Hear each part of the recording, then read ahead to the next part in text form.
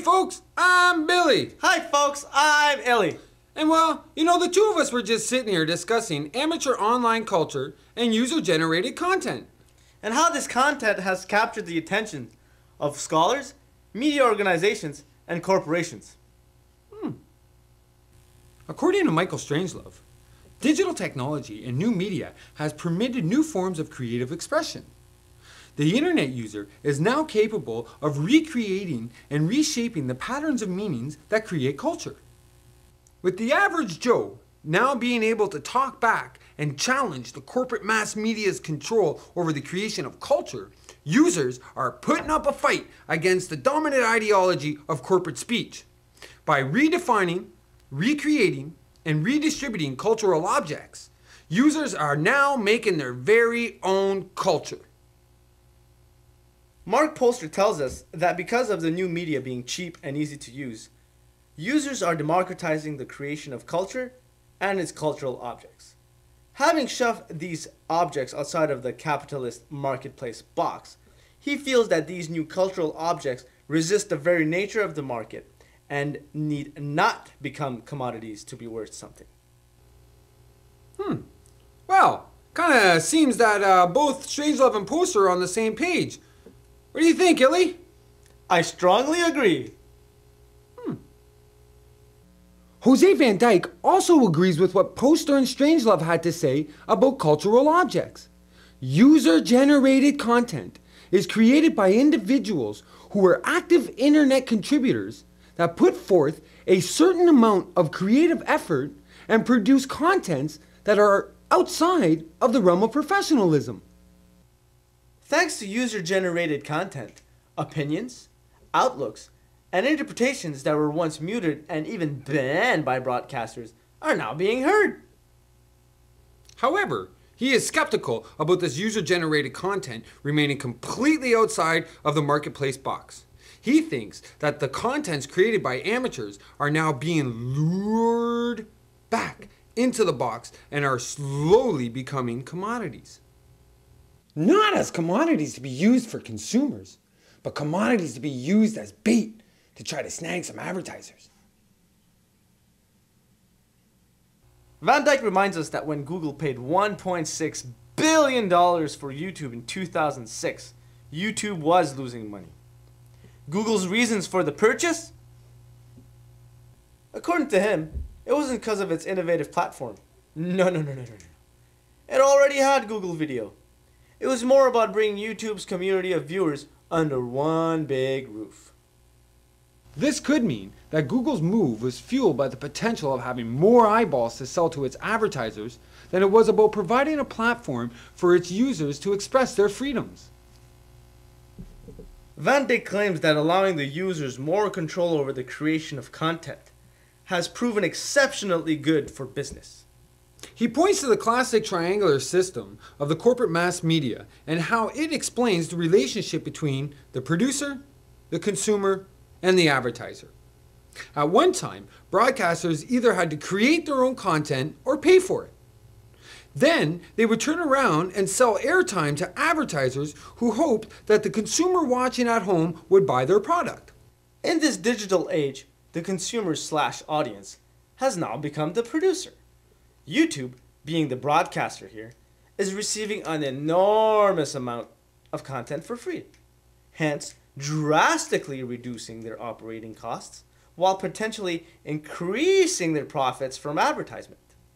Contending that YouTube was originally set up to democratize the entertainment process, Van Dijck feels that they have become more of an entertainer broker, and that they are trying to balance the needs of the volunteer content providers while at the same time trying to make money off of them as a target audience.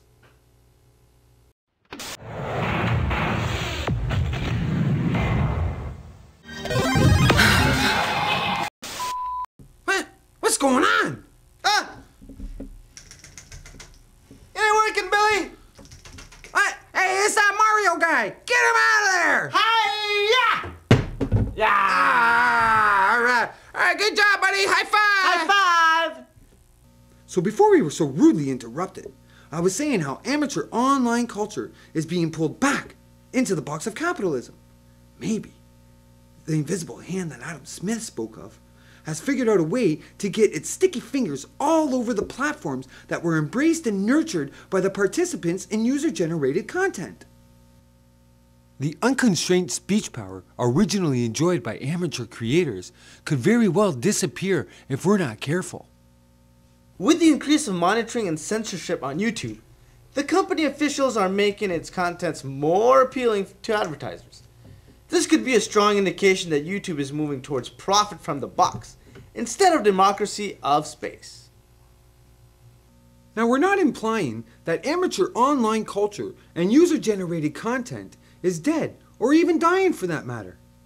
We're simply trying to say that given the push on behalf of the corporate sector to recapture the platforms and avenues that are used to spread amateur culture could be a very clear indication of how much power this new cultural movement might have. It could be argued that the ability to challenge the power holders to this magnitude has not been possible since the invention of the printing press. After centuries of being force-fed a diet of culture and information that venerated and promoted consumerism, amateur online culture has given us the taste of communicative freedom once more. Manuel Castells feels that because of the internet and all of its byproducts, we are witnessing the rise in the mass self-communication model. This new form of socialized communication is self-generated in content, self-directed in emission, and self-selected in reception. Created by the many, for the many, it has become a true form of counterpower against corporate mass media and their institutionalized and articulated system of information and meaning making, which is created by the few, for the many. He feels that this mass self-communication model has the potential to win the battle over the minds of the people that has been taking place in the communication realm for many, many years. Well, I think the words of Michael Strangelove might best describe the reason why we, the internet user, should hang on to these new forms of communicative freedom. If the internet fails to provide us with a relatively stable form of unconstrained expression and non-commercialized cultural production, we will be left with little else to use in defending ourselves against the more abusive forms of capitalism.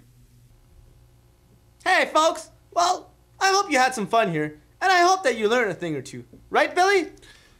That's right, Illy.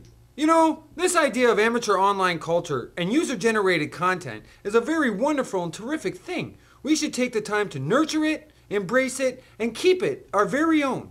Wouldn't you think so, Illy? I think you're right.